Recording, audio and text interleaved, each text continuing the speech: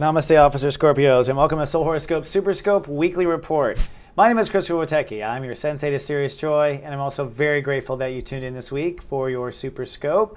And this is super because it serves more than one personality. First of all, Scorpios, Scorpio Risings, who I call the Step Zero personalities, the ones who draw zeros around everything or drop zeros, that's boundaries. And also I have, if you have Venus in Scorpio, I'll have a love scope for you here later in the SuperScope. Well, it will be a profound change of winds this week, a real shift in energy. You will feel it more than anyone, being such a sensory perceptive individual. And it has to do with Mars going direct. Now we're going to wrap up a long relationship, a transit on long-term relationships, and have to kind of hold space for your marriage and partnerships in the first half of the week. Then suddenly, as you go into trust intimacy, Mars will go direct, which will kind of really throw a lot of aggressive energy onto the table, making all Scorpios, I think, on alert. That's just the way you are as the officers of the zodiac.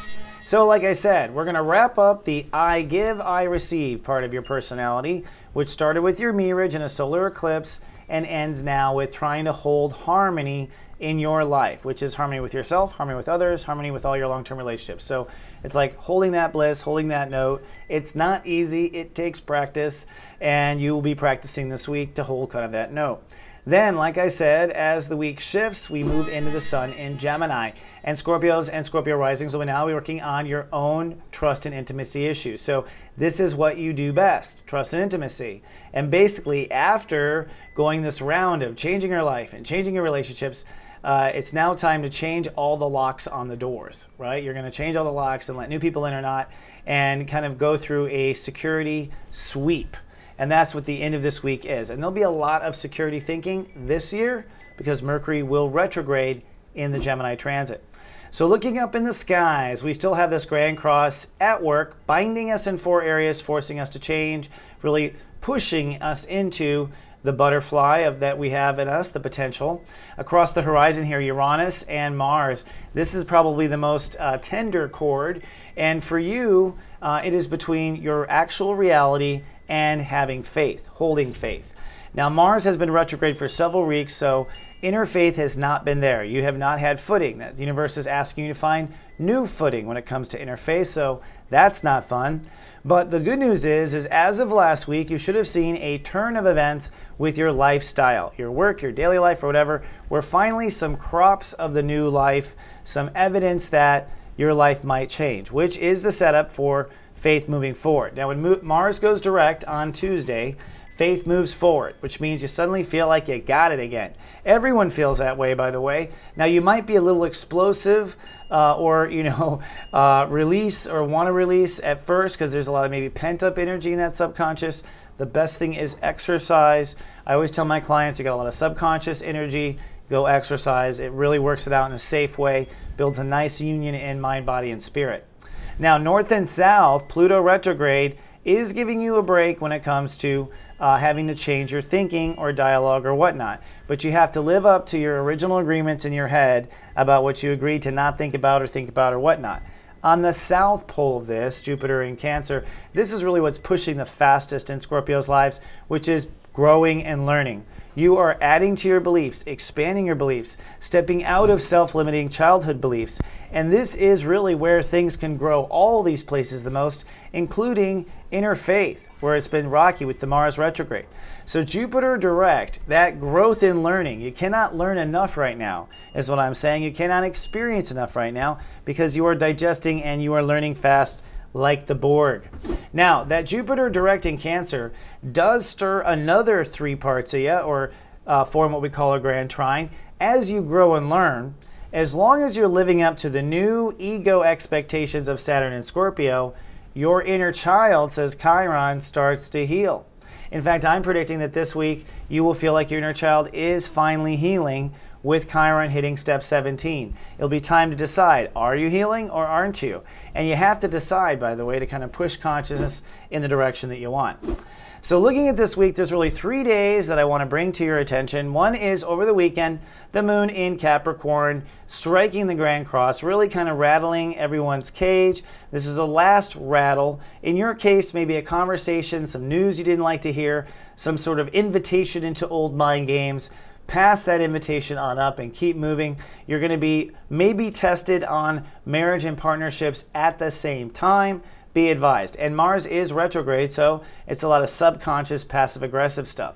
Monday, the moon moves into Aquarius, and so it will move off the Grand Cross, but it will make you very vulnerable with your emotions. In fact, on Tuesday, your stomach, your emotions, your security might be at ill ease. That's because many things will be going on. Your relationships will be tested to the limits. Mars will be suddenly direct, pushing your inner faith and causing lightning to strike in the subconscious, so the old bullshit doesn't cut it. And strangely enough, God has given us a yod pointing towards Saturn in Scorpio, which says, hey, everyone should mind their Scorpio boundaries on this day. So it's a clue. Be careful, watch out. It's a shift of energy, and hold space. Do not go backwards in your relationships. And if you're having a hard time maintaining your boundaries with your partnerships, don't worry. That's the next lesson that starts on Wednesday. Trust, intimacy, boundaries. So you may know what the right relationships are, but you may be learning where to draw the lines with them. Different tests in consciousness according to astrology. So on Thursday is when I predict your heart might really feel like you're healing, like there's hope, like the rainbow's coming out, the clouds have parted, the birds are tweeting. So keep a lookout for Thursday for spiritual miracles. The universe is trying to get Scorpios to fall in love with themselves again.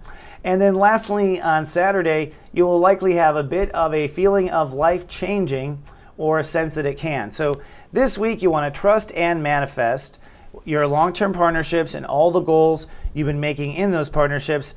And then you're going to start to explore thoughts around what you can trust and what you can't trust, really in yourself anymore. And you're going to probably be upgrading a lot, saying you can do a lot of trusting. But like I said, Mercury retrogrades in Gemini, in Cancer, then Gemini in June. So there's going to be a lot of rethinking of what trust, intimacy, and trust is anyway. So don't worry yourself about it too much. Now, for those who have Venus in Scorpio, whom I affectionately call the zero VQs, you've gone through a lot of change as well, as everyone has, with Venus crossing over Uranus in the last week. What this means is that you might have had a change of life, or a call to a change of life. Work style, body, health, a breakthrough, a breakdown. But whatever it was, it's trying to get the zero VQs into a different pond. Okay? And this is the pond in which your relationships will now proliferate. Let's not forget, if you're a Scorpio as well and you have Venus in Scorpio, you just did a relationship transit, you're moving into an intimacy transit, so it makes sense that you would change and move into a different life or different moment. All true. So now that you're in a different pond, this is the pond of love. It's time to truly allow the life of love to propagate in your life. And if you are in an existing long-term relationship and you have Venus in Scorpio, you want to make room for the new love, for the new marriage, for the new partnerships, for the new raised ceiling on potential serious joy. Either way, it's about starting with the life and making the space, and then allowing that relationship to fill in that space. That's where the zero VQs are this week. So if you don't know, I record a full 30-minute Megascope for May that goes into the depths and some of the background stories I can't get into here in each of the weekly scopes. They're available on MP3 or video, $9.99 or $11.11, and they're at soulmart.me. They also keep me on the air, so I thank you in advance for purchasing them. If you've ever wanted a reading with me, I have a new reading special. You can get 2 half-hour readings for $99.99. That's about $35 off the normal price, and it's great because you can kind of bookend. You can look into an issue, come back to it. We can kind of work on what dates to pick together. Fun stuff. I really like seeing breakthroughs. I like selling these bundle readings. And so if you're interested, come on down to soulmart.me.